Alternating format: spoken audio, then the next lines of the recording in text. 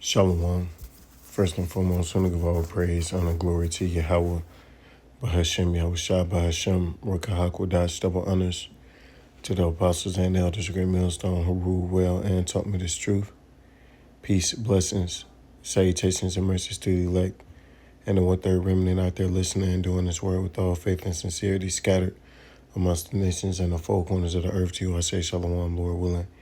This video is edifying. It's going to be centered around the article that you see on the screen and the topic of this fertilizer shortage that, we may not see the implications of it now, but in the near future, this very well could be a really big problem. In this article by the VT, VTIE, but it's entitled "Brace for the Looming Fertilizer Shortage: How Trump's War Threatens to Cause Food Supply Chaos That May Rock Governments." Right, and this is what you're not hearing about. Right, not much at least. Yeah, the oil is the issue as of immediate effects. Right, prices jumped up about $1 or so, and they haven't went down. Okay, and it's fluctuating. Right, one day is lower, next day is higher, and it's playing this game. Okay, keeping people guessing, because really, this is nothing but a get rich quick scheme, by Esau. He's just continue to siphon money from his illegitimate practices, insider trading, right? But the underlying factor is this fertilizer shortage, which is going to cause a lot of pain for a lot of different countries in the world, okay? In Europe, okay, where they already don't have good ground, right? Asia, right? A lot of fertilizers that's used is converted from LNG, right?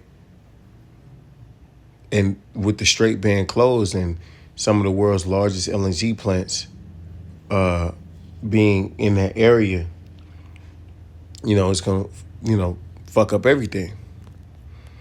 All right, the closure of the Strait of Hormuz, just another faraway oil story, just someone else's problem. Nothing could be further from the truth, and the bigger story may not be energy at all. The real danger may be food supply, right? And they're not talking about that yet, but pretty soon they will be. Everybody's going to be talking about it because the prices of food is about to go up, exponentially, right, in the next coming months, right? So maybe late 2026, right, we're going to start to see the effects of it, okay? And this is going to cause a lot of problems, a lot of trouble. This Thanksgiving might be real scarce looking just because of the amount that food is going to cost, because this next harvest that's coming up after the one that's here, right? The next one to come is going to be devastating. So 2027 is just, it's going to be ugly. And this thing continues to drag out, which only prolongs the effects of what's going to happen. And it's beautiful to see. The United Nations reports that more than 260 million people face an acute food shortage that could threaten global stability, right? As usual, the poorest countries suffer the heaviest consequence of the blockade. Similarly, in the United States, the poorest people suffer when the global economy is damaged. And that's what this is about. This is about taking out the undesirables by Esau Edom, right? Another play that he is running from his very, very thick playbook of schemes and malpractices, right? This is Ezekiel 5:16. When I shall send upon them the evil arrows of famine, which shall be for their destruction, and which I will send to destroy you, and I will increase the famine upon you, and will break your staff of bread. And that's what the Lord is doing. He's going to break the staff of bread, not just for America, but for the world, right? This is going to be a worldwide global phenomenon. This is also going to add to the list of reasons why these nations hate America, okay?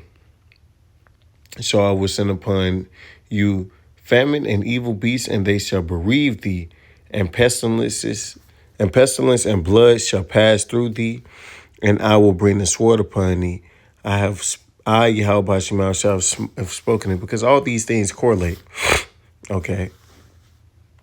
People are going to be out less because prices are high. It's going to be less food.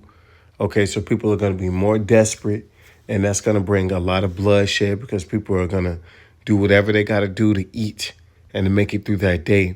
And that's going to bring in those wild beasts, right? Because there's going to be a lot of dead, rotten flesh.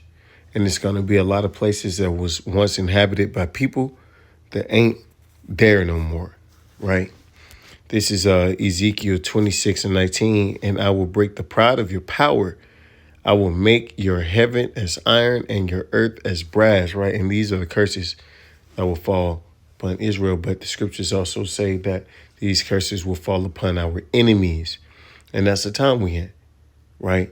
And your strength shall be spent in vain, for your land shall not yield her increase, neither shall the trees of the land yield their fruits, right? So everybody's going to feel it, right? And America thought that they would just barge right up in there in the Middle East and lay shit down, and they was going to bow, and, shit was going to go smooth, and it didn't. It backfired. Okay, and we've yet to see the consequences of what has just occurred, right? There's a ripple effect going through the earth financially and economically that's going to take out a lot of businesses and a lot of people. And it's going to add to the destruction of the U.S. dollar, okay?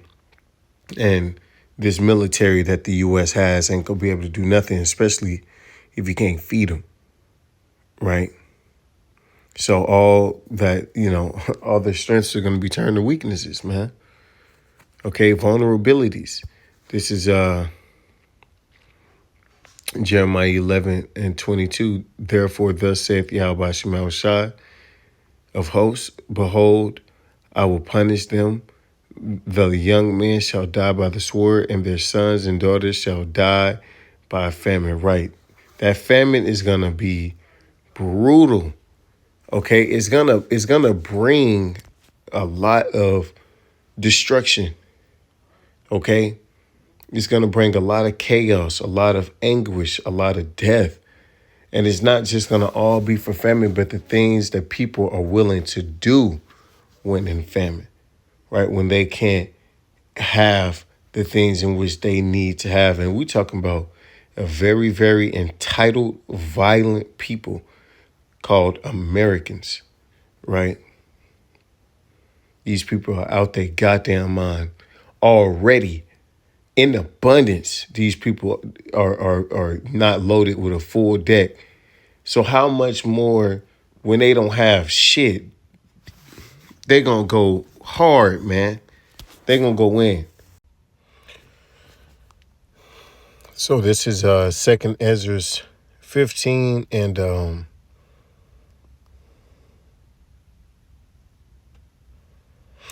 19. A man shall have no pity upon his neighbor, but shall destroy their houses with the sword and spoil their goods because of the lack of bread and for great tribulation. So when things get hard, people become desperate and people tend to do things in which they wouldn't usually do, right?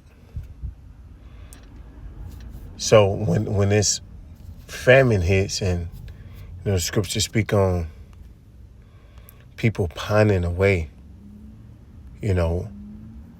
that's a horrible way to go. Scriptures say that's one of the worst ways you could go. This is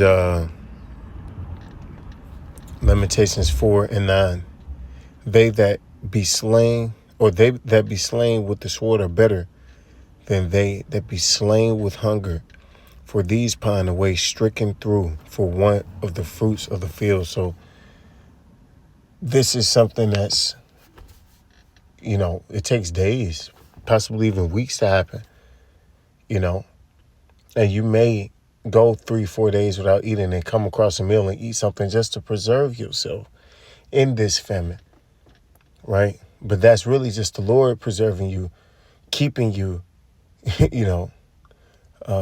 in that state, right? Which is a terrible thing, man. That's why, hey, we do what we do, and we, make the sacrifices and such as we do now, so we won't have to go through the things in which is to come, so we can avoid these sad scenarios that's going to happen to majority of people due to the circumstances that are being brought upon the earth, right? And that famine is going to be crucial. So with that, I give all praise and glory to Yahweh B'Hashem Yahushua, B'Hashem Rakakudash Wa Abba and DTA DTN.